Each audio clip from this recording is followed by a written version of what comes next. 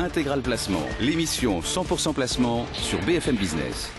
Allez, on continue bien sûr à vous accompagner ce matin et BFM Business était partenaire il y a quelques jours de la remise du prix du livre économique décerné par le Cercle Turgot et les deux lauréats de cette année sont avec nous en plateau. On a Bertrand Martineau, bonjour. Bonjour. Vous êtes auteur de Chômage, inverser la courbe, autant dire que vous êtes au cœur de l'actualité, bien malgré vous. D'abord, pourquoi ce livre? Pourquoi avoir signé aujourd'hui un ouvrage sur ce thème d'inversion de la courbe, du monde du chômage? Il y a deux raisons. D'abord, le constat que ça peut paraître bizarre, mais il y a très peu de livres sur le chômage en France. C'est-à-dire qu'on parle beaucoup de désindustrialisation, de compétitivité, on gémit parce que nos usines ferment, on se lamente évidemment sur le drame social du chômage, etc. Donc on prend le sujet par petits bouts, mais il y a très peu de livres qui essaye d'attaquer la question du chômage dans sa globalité, c'est-à-dire à la fois l'aspect économique, l'aspect juridique, l'aspect dialogue social, etc. Et donc ça c'est la première chose et je pense que ça manquait un petit peu, donc j'ai essayé de combler ce vide. Et la deuxième raison c'est que je voulais un peu rendre compte de mon expérience professionnelle qui a été de diriger l'administration de l'emploi pendant 4 ans. J'ai été délégué général à l'emploi et à la formation professionnelle. J'ai conseillé le président Sarkozy, j'ai été son conseiller social. Et je trouve qu'il était assez intéressant que quelqu'un de l'intérieur explique un petit peu comment ça se passe, comment on construit une politique de l'emploi, comment ça se fait, quels sont les plus, les moins d'une politique de l'emploi dans le contexte qu'on a aujourd'hui. Voilà, donc c'était un peu aussi pour délivrer un témoignage. Et une fois qu'on a signé ce seul livre sur la totalité de l'emploi, on a une vision très complète de la question du chômage, on va dire, et donc on regarde avec une unité particulière les chiffres du jour. Le livre n'a pas prétention à couvrir l'ensemble du système. Le chômage a des explications multifactorielles. C'est un phénomène social total, pour parler comme un grand sociologue du passé. Ce que j'essaye de faire, c'est de prendre le plus de bouts possible, mais il n'a aucune prétention à la totalité d'explications. Évidemment, à mon avis, c'est hors de la portée d'un seul livre. Mais simplement, le chiffre d'hier, si vous voulez, ça fait 360 mois que le chômage est au-dessus de 2 millions de personnes. Donc, si vous voulez, on n'est pas dans un sujet conjoncturel, on est dans un sujet qui est profondément enraciné dans la société, dans la mécanique économique de la France, dans la stratégie des acteurs, que ce soit les politiques, les partenaires sociaux. Il y a une sorte de consensus mou, en fait, autour d'un chômage qui est depuis 30 ans en moyenne à 9%. Nicolas Dose nous disait tout à l'heure, on prend souvent cette question de l'emploi par le mauvais bout. On met la charrue avant les bœufs, c'est aussi un petit peu votre sentiment? La charrue avant les bœufs, c'est-à-dire qu'on a l'impression qu'il faut attendre la croissance, le retour de la croissance. C'est un peu ce que donc on fait des prières pour que la croissance revienne, et quand la croissance revient, le chômage va baisser. Oui, quand la croissance va revenir, le chômage va baisser. Le problème, c'est qu'il ne baissera pas beaucoup. Bon. Et si la seule croissance permettait de faire baisser le chômage, ça se saurait, parce qu'on a eu ces 30 dernières années des épisodes de forte croissance. Donc il faut attaquer le sujet directement sur le marché du travail. C'est l'une des thèses du livre, évidemment. Pourquoi, selon vous, c'est toujours intéressant de voir ce qu'en pense l'auteur, pourquoi, selon vous, c'est important que le prix Turgot ait choisi comme ça de mettre en avant, de récompenser finalement votre ouvrage? Je pense que c'est important. C'est un prix qui est normalement dédié à l'économie financière. Alors ça fait plusieurs années qu'ils ont récompensé des livres plus généralistes qui vont vers l'économie réelle. Là, ils sont sur un livre, effectivement, qui n'est vraiment pas un livre d'économie financière.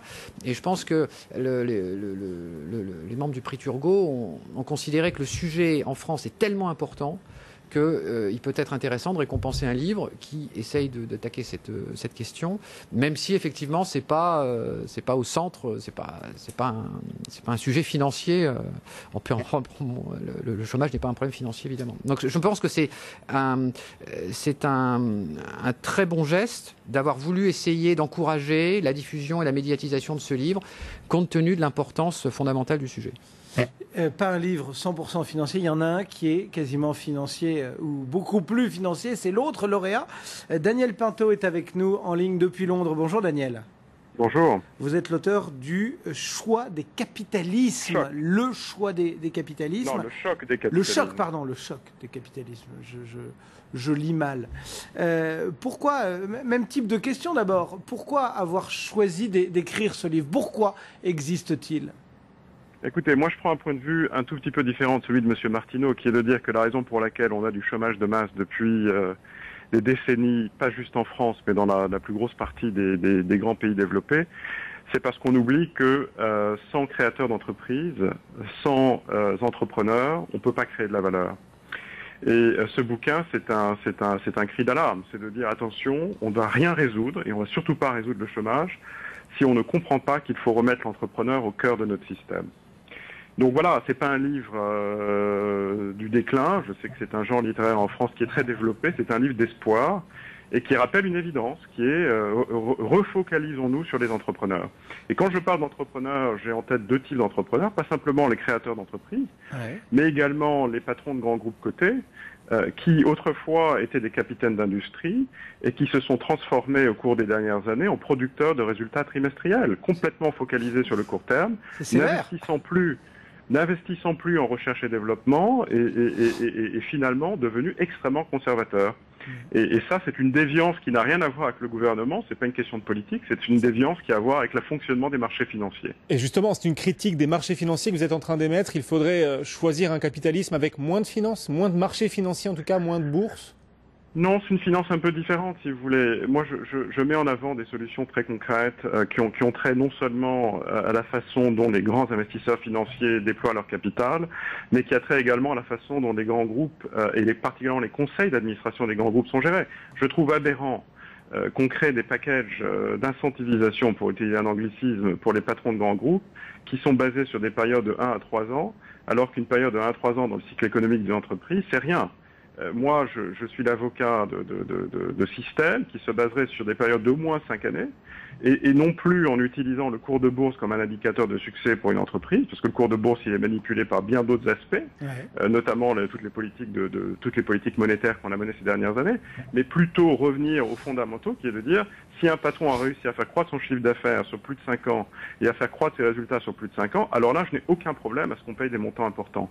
Donc c'est un cri d'alarme, j'allais dire, mais pas simplement pour le gouvernement, dans le cas d'espèce, ça n'a rien à voir avec le gouvernement, mais également pour les conseils d'administration qui fonctionnent mal. Les administrateurs doivent complètement changer leur approche des choses. Eh bien voilà, les deux livres récompensés finalement par ce prix Turgot.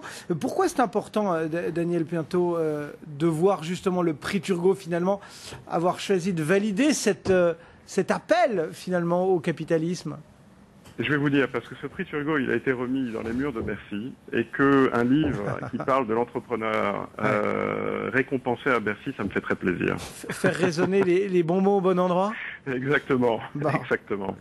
Merci en tout cas d'avoir pris et l'un et l'autre quelques instants pour venir répondre à nos questions, et félicitations donc à l'un et à l'autre, Bertrand Martineau et Daniel Pinto. On rappelle, chômage, inverser la courbe, Bertrand Martineau, et puis Daniel, le choc des capitalismes. Merci à tous les deux et félicitations.